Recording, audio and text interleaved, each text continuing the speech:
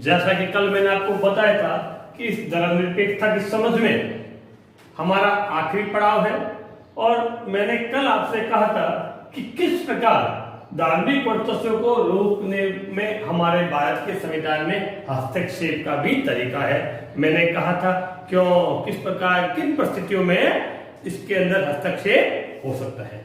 आप और हम सभी जानते हैं भारत एक बहुत बड़ा विशाल देश है और यहाँ विभिन्न जाति, धर्म, पंथ के लोग रहते हैं। विशेषकर आपके पाठ्य पुस्तक में एक कहानी दी हुई है कि एक हिंदू धर्म के अंदर कई पंथ हैं, इसमें ऊंच नीच की जातियों का उल्लेख कर रखा है, तो उनमें आपस में परस्पर एक दूसरे का विरोध होता है, एक दूसरे का अधिकारों का हनन होता है, ऊंची नीची जाति का भेदभाव होता है। तो ये जो भेदभाव होता है एक दूसरे के अधिकारों का हनन भी करता है। इसलिए हमारे संविधान में इस धार्मिक वर्चस्व को रोकने के लिए हस्तक्षेप की नीति का भी प्रयोग किया गया।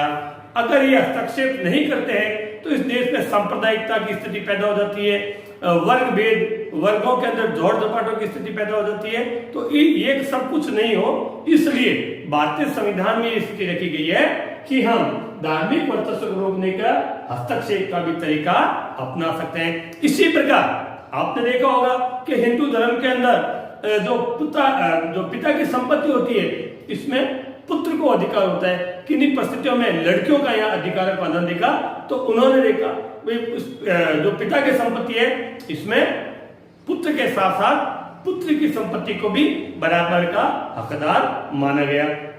इसी प्रकार हमने अभी देखा कि मुसलमान संप्रदाय के अंदर जो महिलाओं के साथ तलाक करके उनकी शादी को विच्छेद किया जाता था, तो सही सरकार ने इस 3 तलाक को भी संविधान के अंदर संशोधन करके कानून का दर्जा दिया।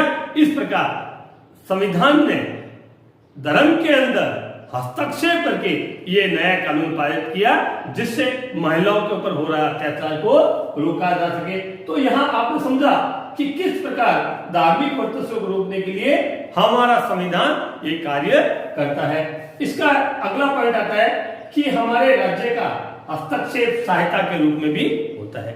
अब ये धार्मिक जो धर्मनिरपेक्षता है, आप और हम सभी चाहेंगे कि हमारा धर्म जो है ज्यादा से ज्यादा इसका फैले, धर्म की अच्छाइयां लोगों तक फैले। तो ये कैसे संभव हो सकता है? वैसे सरकारी स्कूलों में, सरकारी कार्यालयों में तो ये आपको मैंने पहले ही बताया संभव नहीं है। तो अब यहाँ सरकार क्या करती है, हमें हस्तक्षेप सहायता के रूप में देती है। मान लो कोई भी धर्म विशेष, वर्ग विशेष का लोग है, वो अपनी स्कूल या कॉलेज खोलना चाहता है, तो सरकार उसको सीमित आर्थिक सहायता देती है। सीमित आर्थिक सहायता का मतलब उसको जरूरी नगद दिया जाए, उनका भूमि का आवंटन जो है रियायती दर पर कम पैसों पे जमीन आवंटन कर दिया, वो वहां पे अपने स्कूल या कॉलेज खोल सकता है, लोगों को वहां अपने धर्म की शिक्षा और दीक्षा आदि दे सकता है, वो अपने धर्म का प्रचार कर सकता है। तो यहाँ पे विभिन्न धर्मों के लोगों को विद्यालय, महाविद्यालय खोलने का अधिकार और सीमित आर्थिक सहायता भी हमारे इस धर्मनिरपेक्षता की समझ में राज्य सरकारें और केंद्र की सरकारें हमें देती है। अब यहाँ हमारा अगला बिंदु आता है कि जो भारतीय धर्मनिरपेक्षता है, जो विश्व के अनेक देश है, उनसे किस प्रकार भिन्न है। समझ में आ गया? भिन्न का मतलब अलग है। दूसरों से कैसे?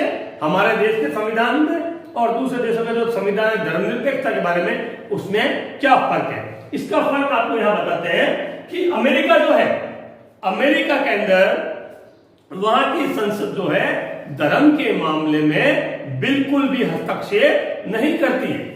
उनका यह मानना है कि हर व्यक्ति अपने अपने धर्म को मानता है। संसद कोई किसी प्रकार का जोखिम नहीं उठाना चाहता है, किसी भी धर्म में, किसी भी सूरत में हस्तक्षेप नहीं करता है। वहीं भारत के अंदर हम धार्मिक मामलों में हस्तक्षेप जहां आवश्यकता पड़ती है वहां कर सकते हैं। मैंने अभी भी बताया कि हम किसी भी सरकारी स्कूल जैसे पढ़ा नहीं सकते, लेकिन किसी भी धर्म में अगर कोई बुराई है और वो किसी के अधिकारों का हनन करती है, तो भारतीय संसद उसके अंदर हस्तक्षेप कर सकती है। जैसे अभी हमने देखा कि कुछ लोग थे जो अपने आप को धार्मिक समुदाय के पीठाधीश्वर मानते थे, लोगों के खिलाफ छुआछूत, ऊंच नीच की भावना करते, सरकार ने क्या किया, उसके ऊपर प्रतिबंध लगाया।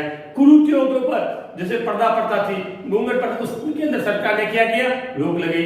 अभी थोड़ी देर पहले बताया मैंने 3 तलाक कानून था, उसके ऊपर सरकार ने क्या किया, रोक लगाई। तो ये धार्मिक मामलों में हस्तक्षेप हुआ या नहीं हुआ, किया ना। तो जहां आवश्यकता पड़ती है वहां भारतीय संविधान धार्मिक मामलों में हस्तक्षेप करती है।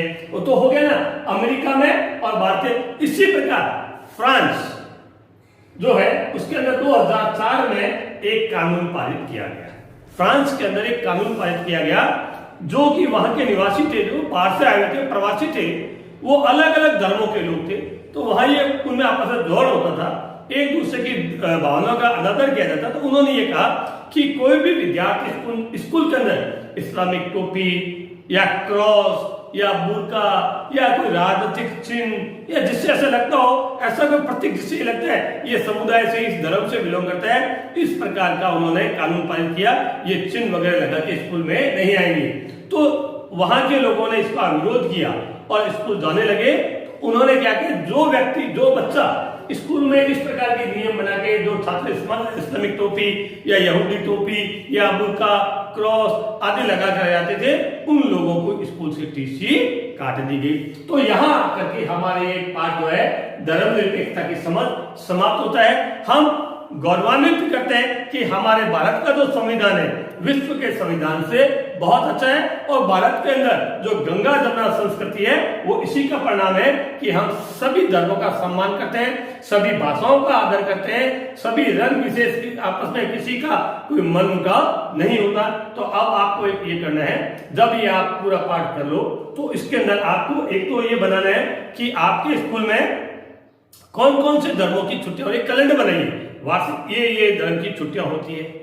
तो आपको समझ में आ जाएगा कि हमारा भारत जो है धर्मनिरपेक्षता के मामले में कहां तक है। या आप अपने आसपास के वातावरण को देखिए कि हमारे आसपास में कौन कौन से धर्म के लोग रहते हैं। क्या हमारे उनमें कुछ बीच में मतभेद है, पूजा का फर्क हो सकता है, लेकिन हमारे अंदर कोई मतभेद है क्या, ये बिल्कुल भी आपको सोचना है और समझना, देखना है कि किस प्रकार हमारा देश अन्य देशों की तुलना में अच्छा है। तो अब इसको आप अच्छी तरह से पढ़िए। आपको कोई दिक्कत आती है तो इसी को कमेंट बॉक्स के अंदर जाके आप अपना जो है दिक्कत इसको लिखिए और हम उसको समाधान करेंगे। Thank you.